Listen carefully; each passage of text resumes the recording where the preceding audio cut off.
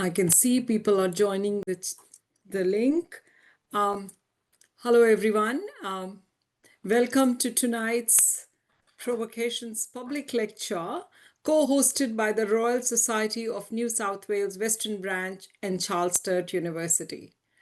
My name is Nina Mitter, and I'm the Deputy Vice Chancellor Research at Charles Sturt University and your host for this evening. Before we begin this evening, I would like to respectfully acknowledge the traditional owners and custodians of the lands on which we live and work. I'm speaking to you from Brisbane, the Mianjin country, on the lands of the Yagara and the Turrbal peoples. Our speaker today, Distinguished Professor Jing Sun, is joining us from the land of the Wiradjuri people.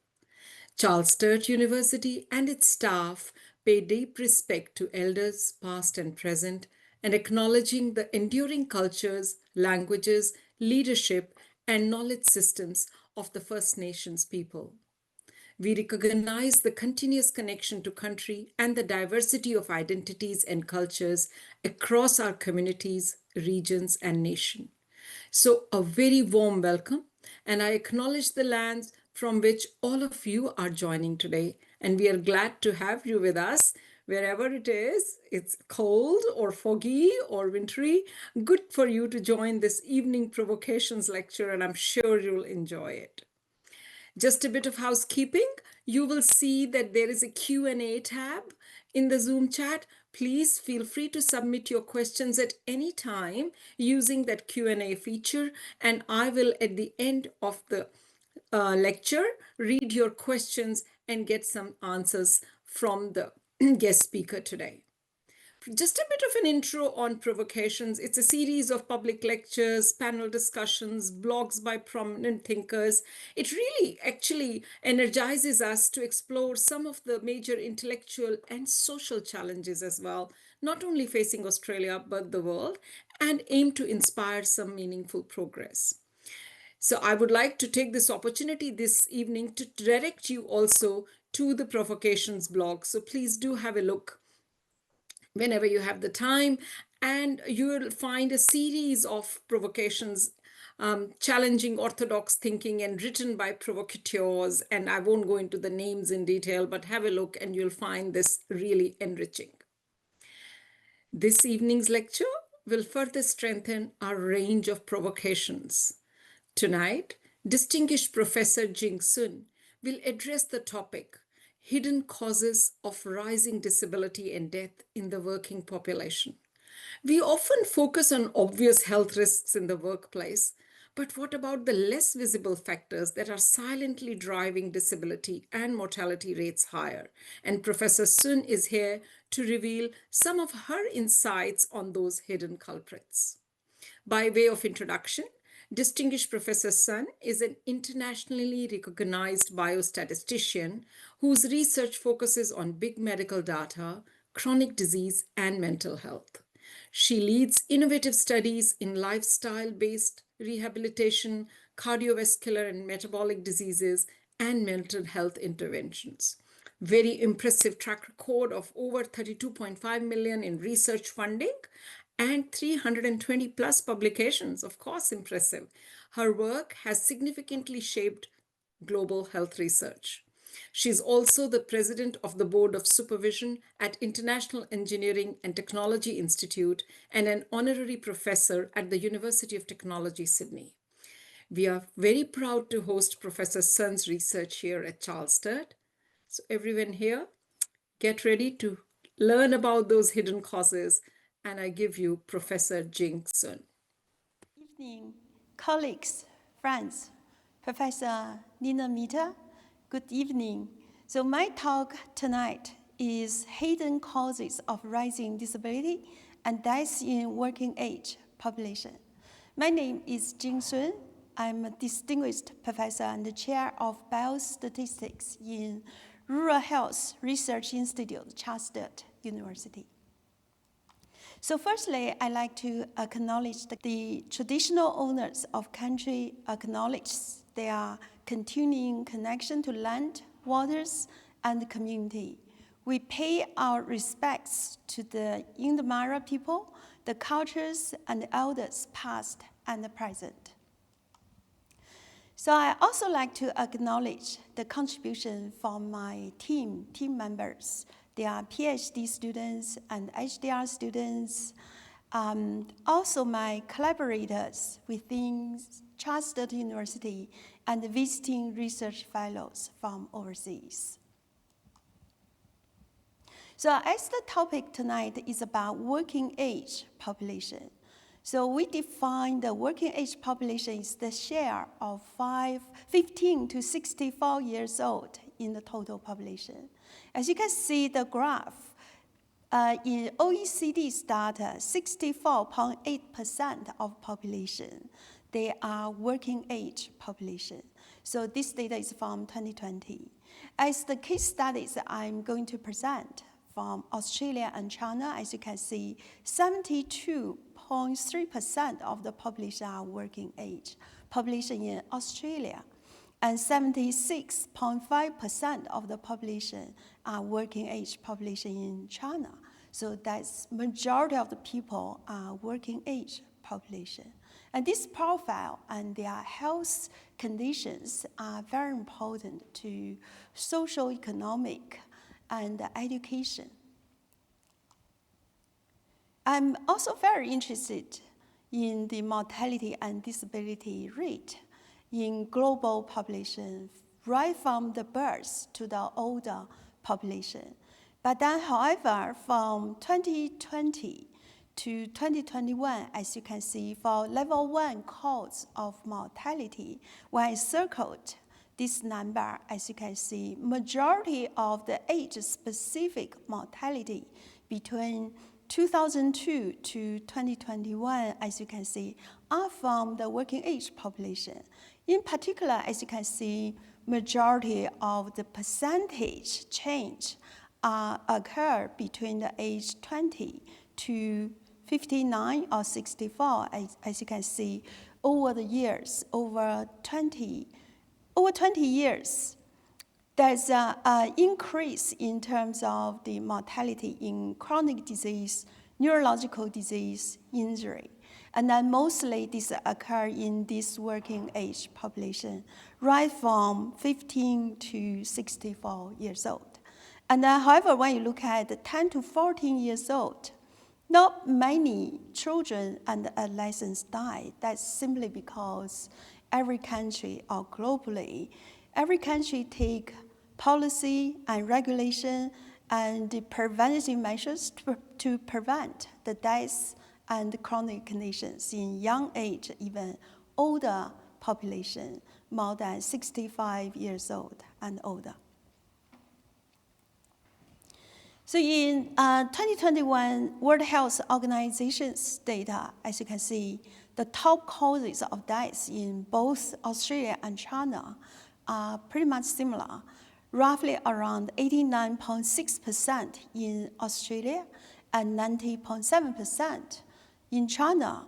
The top causes of deaths attributable to the chronic conditions, or we call the chronic disease. And they are stroke, ischemic heart disease, COPD, and lung cancer.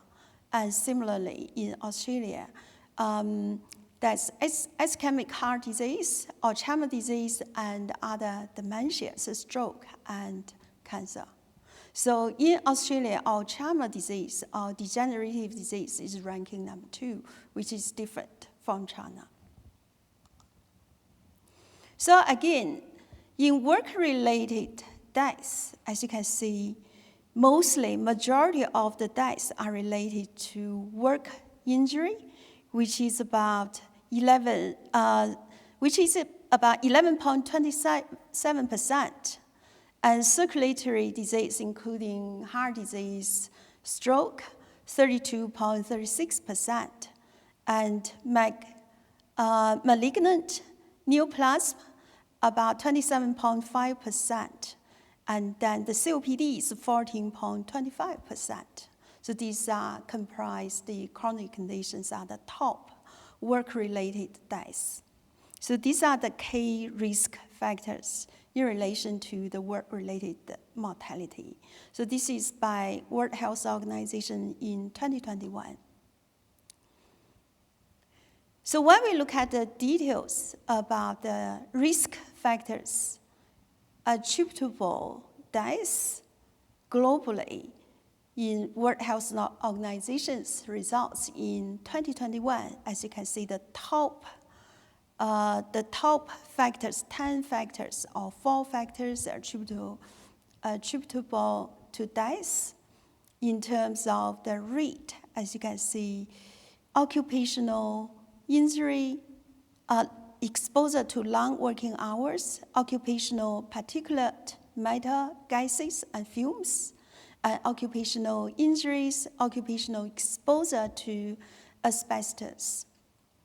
So the top occupational risk factors and total number of attributable to daily, the disability-related factors, as you can see, these are related to the top 4 factors are occupational injuries, exposure to long working hours, occupational ergonomic factors, occupational particulate matter gases, and fumes. So when we think about the occupational risk factors for chronic disease, because these are the working age population, normally people may think they should be healthy, they should be productive, efficient. However, as you can see, they are at high risk of exposed to the environmental neurotoxins. And these are related to metal overload, such as copper, arsenic, aluminum, zinc, iron, lead, cadmium, manganese, and nickel. So these are the metal overload. Pesticides, especially rural and agriculture field, as you can see, herbicide, insecticides, fungicides, fumigants. So these are toxic,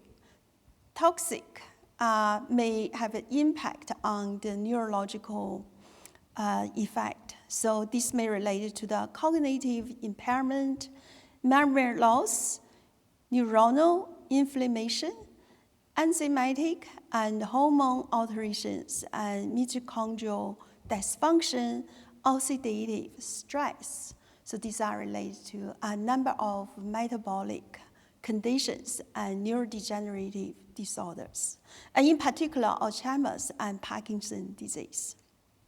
As you can see, the occupational risk factors to work age population are also related to the organic solvents. So these mostly related to paints, adhesives, and pharmaceuticals. And these common elements include acetones, ethanol, and toluenes. So while they may be beneficial, many organic solvents pose risks like toxic elements, flammability, and the environmental hazards affecting central nervous system. The false occupational risk factors for chronic disease, as you can see, air pollution and air pollutants. So this may be related to particulate matter, carbon monoxide, ozone, nitrogen dioxide, sulfur dioxide, contributing to ischemic heart disease and stroke, COPD, and lung cancer. Dietary components are mostly related to high caloric intake, saturated fats, and refined sugars. So mostly people like to take fried foods, fatty meats, refined grains, and sugary products are mostly affecting the central nervous system. As you can see, in the healthy brain, as you can see, it's mostly related to the healthy nutrients. However, in Alzheimer's dementia disease, as you can see, they are clustered with heavy metal overload and other toxic elements. So this may be related to the rising mortality and disability worldwide. I just want to take an example of health effects of lead exposure. As you can see, the lead exposure, often without obvious symptoms, lead exposure can affect nearly every part of the human body. As you can see, no safe level of lead in the bloodstream has been determined. As you can see, this effect goes from the brain in children and adults. In children, the effect on their development, you can see it's on their behavior problems, and they may have a lower IQ, and they may have a hearing loss, learning disabilities. And they may have an effect on their blood. They may have anemia, and on kidneys damage, has effect on their body. They may have decreased bone and muscle growth. As you can see, just one element, the heavy metal, the lead, has effect on children, on their growth and development. They may have cognitive impairments, memory loss, and neuron inflammation. In adults, as you can see, only this lead, one metal, if it has a heavy load in the body, as you can see, it can have an effect on brain. So it can cause memory loss, lack of concentration, headaches, irritation, and depression. For cardiovascular, they may have a high blood pressure in kidney, and adults may have abnormal function and damage. Digestive systems in terms of the constipation, nausea, and poor appetite.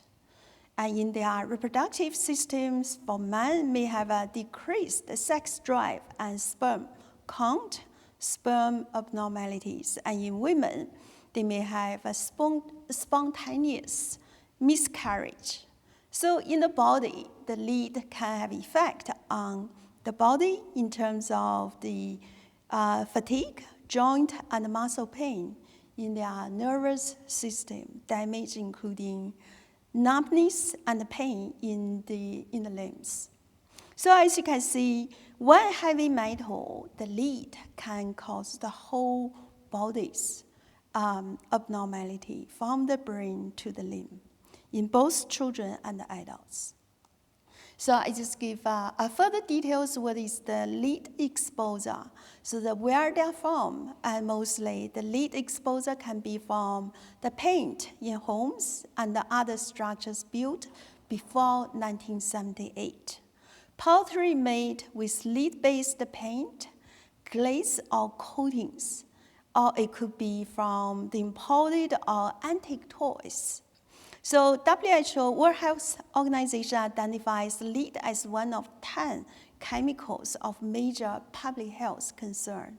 More than 1.5 million deaths globally were attributed to lead exposure in 2021. So it's quite serious that lead exposure can have a very damaging effect on the whole body and the brain system and the neurological system. As you can see, the lead can be from lead acid battery or traditional remedies, makeup, and powders. So then don't underestimate the lead effect on the health outcome. In 2023, the International Labour Organization showed the results that nearly 3 million workers die every year due to work-related accidents and diseases, an increase of more than 5% compared to 2015, according to the new estimates in 2023. So most of these work-related fatalities, totaling 2.6 million deaths, stem from work-related diseases. And mostly these are related to circulatory diseases, malignant neoplasms, and respiratory disease ranking among the top 3 causes of work-related deaths, contribute more than 3/4 of total work-related mortality. So the following slides, I'd like to show 3 case studies to elaborate the global trend and the case study results from Australia and China, and I provide 3 case studies. The case study 1 is Australian national study in occupational exposure attributable to disability and death. So I'd like to acknowledge my PhD student, Bei Zhang's involvement in doing the data analysis and the writing together with me. So this is the results from Australian national data. And I also like to acknowledge AIHW's contribution to the data sets, Australian Institute of Health and Wellbeing, and the Burden of Disease team for their contribution to the national data to my research. So in these results, as you can see, there's an increased disability number in working age population. And I list up from the results from 2003 to 2024 for the working age population from age 15 to 64. As you can see, mostly the disability number in Australia from 2003 to 2024, the increased disability number are around lung cancer.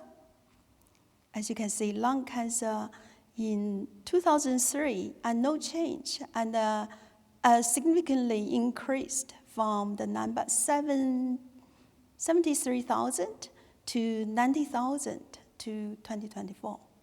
So it's significant increase in lung cancer and also COPD from 2003 to 2024. So this is related to the years lost due to the deaths. YLD is a years of lost due to disability.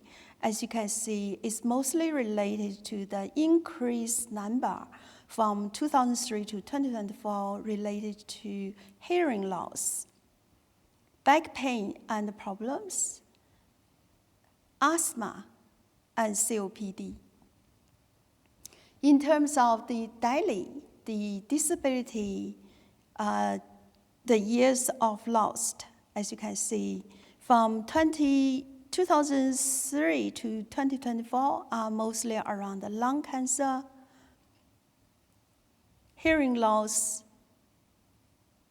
back pains and problems, and COPD.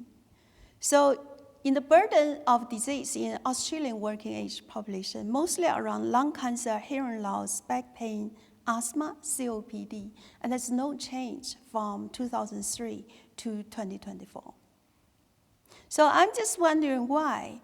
So over the years, over the 21 years, it's significant increase in these chronic conditions in terms of the chronic condition, the disability, the hearing loss, and the back pain problem. So we further analyzed the data using the joint regression to look at the trend from 2003 to 2024 in total population in Australia, including the urban and rural population. As you can see, significant increase in terms of the number and the rate in cancer, hearing loss, asthma, asbestosis, back pain, falls, and injury. And in male, it's also similar. It is mostly the increased trend in terms of the disability rate. So mostly are around cancer, hearing loss, asthma, asbestosis, back pain, falls, injury, nasopharyngeal, and cancer. In female, and this mostly related to the increase of the disability, are related to lung cancer, hearing loss, asthma, asbestosis, back pain, falls injury, COPD, ovary cancer. So occupational risk factor may significantly attribute or contribute to the disability and the death. As you can see, in the previous trend, the increasing trend in the burden of disease in Australian results, Australian both urban and rural population. As you can see, the occupational risk factors, and these are the contributors. As you can see, occupational asbestos from 2003 to 2018. So there's a significant increase, about 0.375% increase. And in other conditions, occupational exposure to asbestos, silicone, and other particulate matter, so contributing to asbestosis disease, as you can see, from 2003 to 2018 is 0.865%. So all of these factors, one occupational exposure in terms of the exposure to chemical, to asbestos, occupational exposure to benzene and formaldehyde. So these are contributing to the cancer, leukemia, and the cancer and the other leukemia conditions. So these are quite significant risk factors that we need to consider, and very important factors contributing to the deaths, to the years of loss due to the deaths, and years of loss due to disability, and the disability rate. As you can see, I'm marking the right color. These are significant increase from 2003 to 2024. The occupational exposure and these risk factors are not changed from 2003 to 2024. And they contribute to the chronic disease outcome quite significantly.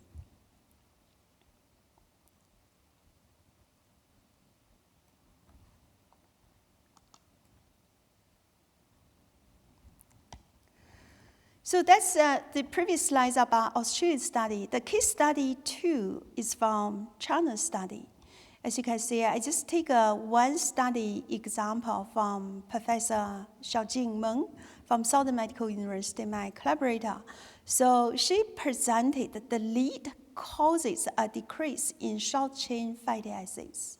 So this is a metabolic condition. As you can see, the lead causes the decrease in terms of the study that has 4 groups, control, and has a lead level 50 ppm level and 100 and 200. As you can see, with the lead exposure level increase in the mice study, the short-chain fatty acids decrease.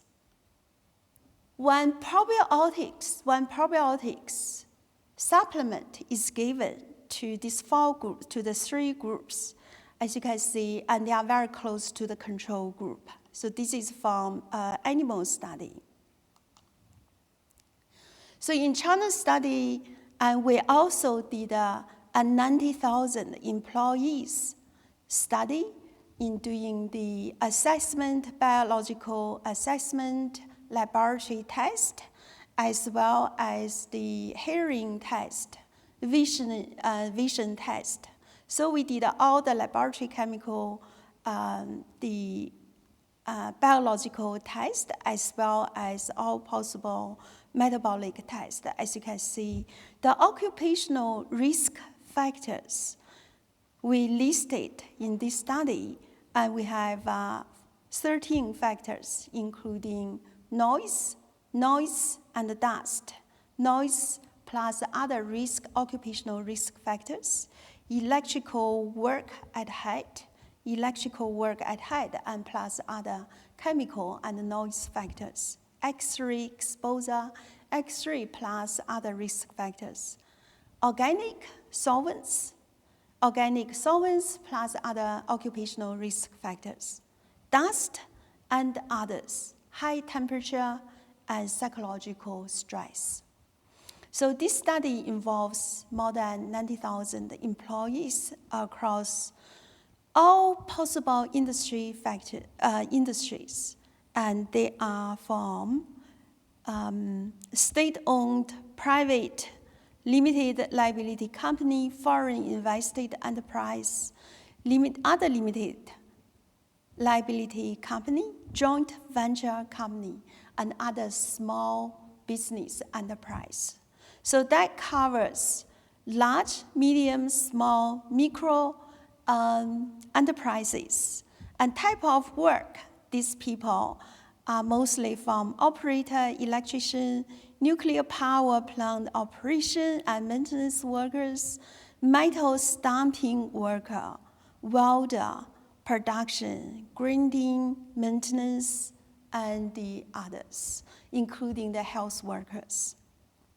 So occupational risk factors we look at across the size of the industry and economic type.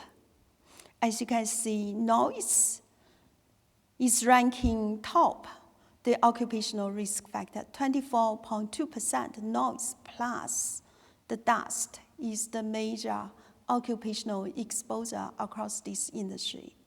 And then the noise alone, 20%. Then noise and the other risks plus other occupational risks, including the chemicals and the working the high temperature, that's 10.9%. Organic solvents comprise 10.2% of the occupational risk factors. And most of the type of the work are from operators and then welders, electricians. And size of the industry, as you can see, most of the industries are from medium size than the small enterprises. So what we have found across this working age population, as you can see, hearing loss, because hearing loss consists of the majority of the poor health outcome. Through the hearing test, as you can see, hearing loss more than 20 dB. Then you can see right ear and the left ear test, I can see from 500 Hertz to 6,000 Hertz. The hearing loss population among these employees ranging from 30% up to 63.2% in the right ear. And then the Hertz is from 5,000 Hertz to 6,000 Hertz. So when we define the hearing loss, when people's dB loss is more than 20 dB, so we consider it is the hearing loss or hearing problem. So in the left ear, as you can see, there's a similar results ranging from 25.9% for the left ear, 1,000 Hertz frequency, to 62.6% when the sound reaches to the 6,000 Hertz in the left ear. So that's quite significant, the hearing loss, the percentage of working age population among this industry and the enterprise people. So the other results, I just list a few, including the hypertension, diabetes, and oral disease. As you can see, the hypertension, according to the new definition of systolic blood pressure of American Heart Association, that's 39.3% of the working age population has a high blood pressure. Then the other problems including the tooth loss, 12.1% of the employees, they have a tooth loss. And then the 4.3%, they have deposits in tooth, heart tissue, and so on. So that's quite big percentage of working age population. They have chronic conditions, hypertension, diabetes, and oral disease. So that's case study from China. The case study 3 I like to mention is we did the child functional difficulty in 34 countries among 278,398 children and adolescents aged 5 to 17. As you can see, these children and adolescents are from these countries. Mostly they are from ranging, each country contribute about data about 5,000 to 30,000. And the children's functional difficulties among these 34 countries, as you can see, including the hearing loss, the visual problem, the motor ability, wearing glasses, as you can see, ranging from 31.18% to some countries are quite small, 4.86% in Bangladesh, Serbia, 4.67%, and Zambia.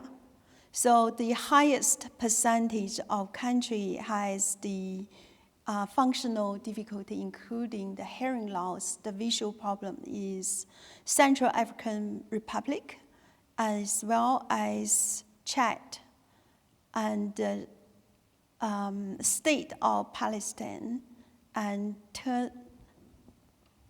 Tunisia. So that's quite high functional difficulty. So when we look at the details about the contribution of occupational exposure, so then you can see around this age group, 5 to 17, we compared children who work according to a number of occupational exposure, and then to compare to children who do not work, then to compare the difference in terms of their disability, in terms of the functional difficulty in hearing, visual, and motor abilities. As you can see, quite significant difference, that 29.73% of the children who work and they have functional difficulties, whereas they do not work, they only have 16.56% have functional difficulty when they work at heights. 21.9% of children to work in another activity for income, they have functional difficulties in comparing to children who do not work for earning income. That's only 15.48%.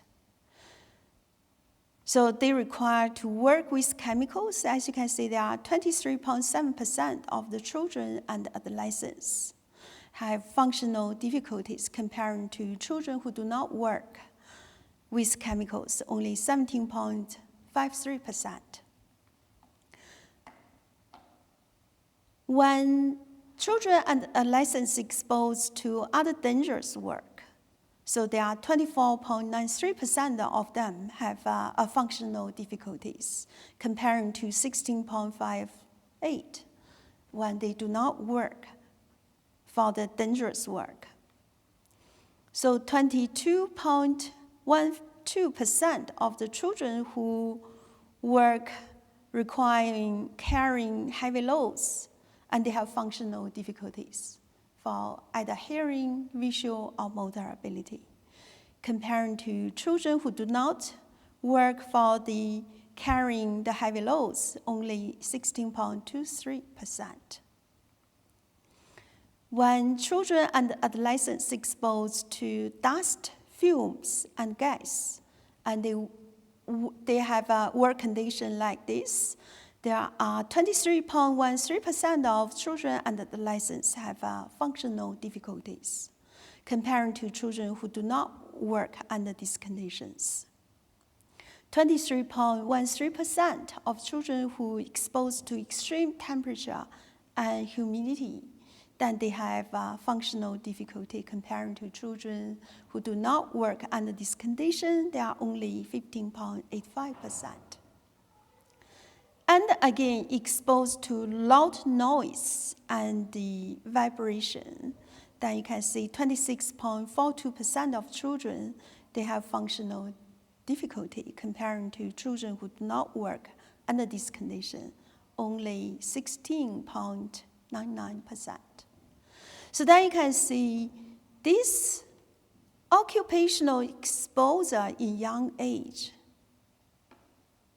puts children at risk in developmental problems and functional difficulties, and they may have a long-term effect in terms of their growth and development and the health outcome.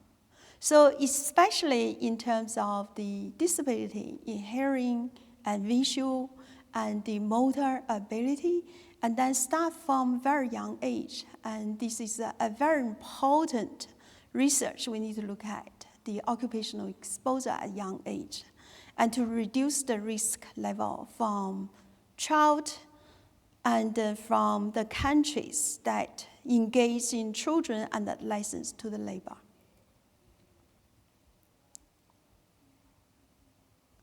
So when we look at the occupational risk factors using machine learning prediction model, so we look at the China results in particular to look at the hearing test. As you can see, using the 500 hertz frequency up to 6,000 hertz frequency.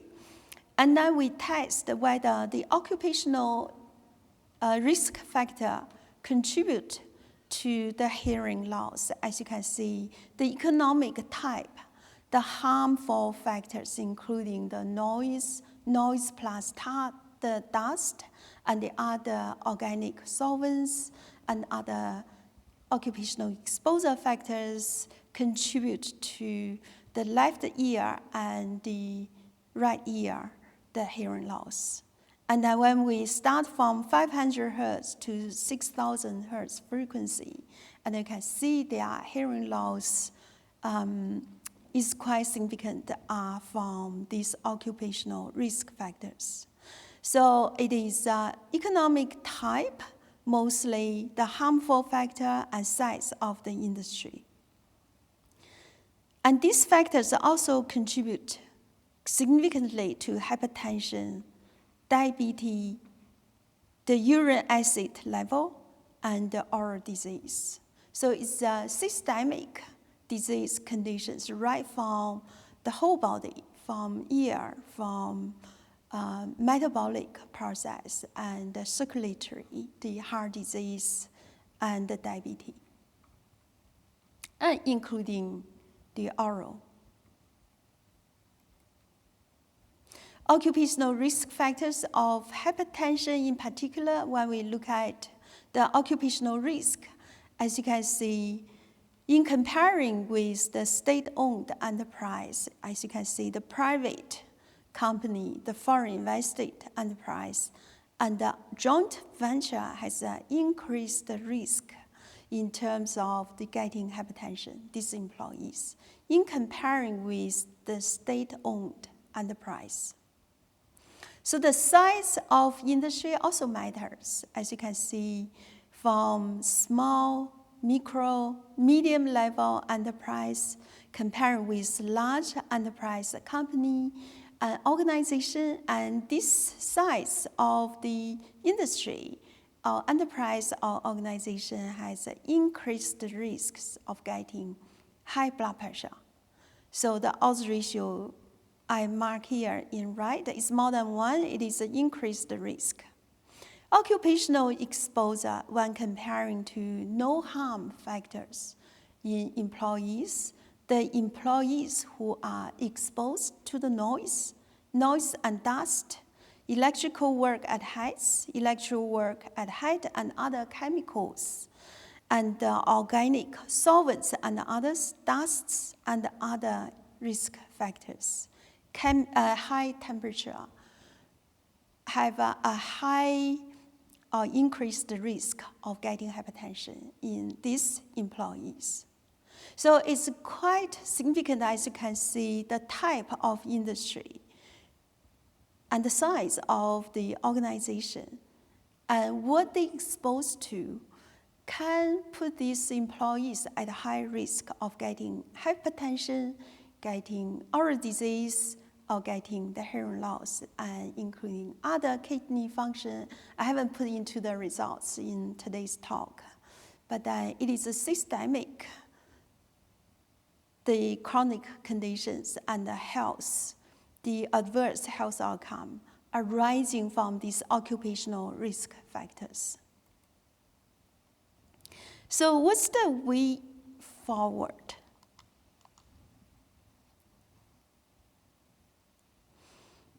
So from the case study, the 3 case studies, as you can see, the organic standards in the European Union and the United States, for example, prohibit the use of synthetic pesticides, fertilizers, energy radiation, sewage, sludge, and genetically engineered plants or products, because this may put people at high risk of adverse health outcome. So it is highly recommended that people should take the working age population when they are busy. They should take more vegetables, fruits, lean meat, fish, and whole grains. And in terms of the occupation policy and rules, to have an appropriate working hour to reduce the back pain and problem and psychological stress, depression, violence, domestic violence, and so on, and suicide. So it is also very important to collaborate with sectors across food and agriculture, road and traffic and major industrial accidents organization, chemicals, biological hazards, mental health, for NCD and infectious disease, Radiation Safety Standards Committee in International Atomic Energy and National Labor Organization and International Labor Organization to reduce the occupational risks in relation to the organic solvents and chemicals and unhealthy food products. So it is highly recommended that we set up radiological protection and public health to employees to reduce the radiation exposure. And in particular, in people working in healthcare sectors, to reduce the exposure to the X-rays and the radiations. I think that's all my talk today, and thank you for your listening. Jing's very great lecture. Just wanted to, and I'm hoping there will be some thoughts and some questions which I can't see at the moment in Q&A, but wanted to ask you as a start off, wanted to talk to you. You've been, do you think workplaces and policymakers are truly prepared to tackle these deeper, less obvious risks, or are we just treating the symptoms?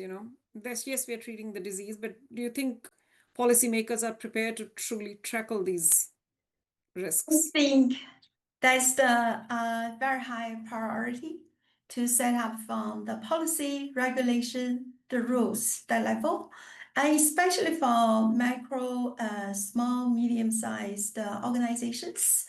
And they have contributed a lot of GDP in each country and worldwide, accounts for 90% of the business worldwide. Most of them operate in the informal economy. So these commonly, they often face both human and resource constraints and limiting their awareness of and compliance with regulations. So it is very important that from policy regulation and the rules level to set up a very clear policy in terms of the occupational health. Thank you. I might thread a little bit more because I found it very interesting. You know, what's the most surprising hidden cause you have uncovered? Something that even experts often underestimate. In your opinion, what was most surprising to you during your course of research So as a because in hidden the cause? Thank you. Thanks for the question. So in my past experience, when we work with an insurance company in New South Wales government, the eye care company, we found the most hidden cause of the injury is related to mental health.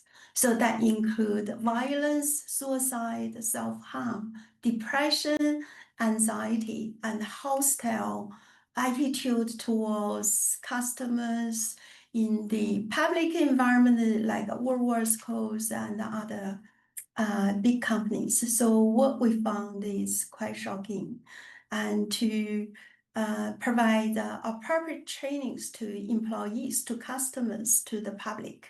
It is very important that we have a very friendly environment and reduce the aggression level, as well as friendly collaborative environment, and to reduce the anxiety, depression, and the self-harm level. And this is a priority because the intentional harm, including the suicide and self-harm, comprise one of the major injury and mortality. So I haven't talked that in details yet, but this is a very important factor we need to consider in any organization. Thank you. Yeah, great insight there, and totally can relate to that. Just one more, maybe in the interest of me getting some more knowledge from you here. You did your study both in Australia and China, as you have been presenting. Any commonality of factors or dichotomy of factors? Is it something similar and something different? It's a very good question. So I think very similar occupational exposure, especially in the industry, is about the environmental exposure, like chemical exposure, those environmental air pollutants, as well as dust and noise that we don't recognize before, that noise, vibration, and dust contribute majorly to respiratory disease and hearing loss. But it's a very high percentage of employees, they have a hearing loss. In our 90,000 survey and the study in the employees in China. Awesome. Okay. Thank you. Thanks for your question. Yeah, no. Thanks, Professor Sun. This has been really awesome, and thanks for your time. We have now come to the end of our time together. So many thanks from all of us to Professor Sun for sharing her insights with us this evening, and a great work done by her and her team. And I really enjoyed how she showed that it was the power of the team, the students and the postdoctoral fellows and everyone coming together to deliver this piece of work. So thank you, Professor Sun. And we hope you will all join us for our next provocation lecture, which is going to be on Wednesday, 20th August, when Professor Jeff Gurr will be addressing the topic nature-based solutions for future farming. So see you all then. Thank you. Thank you.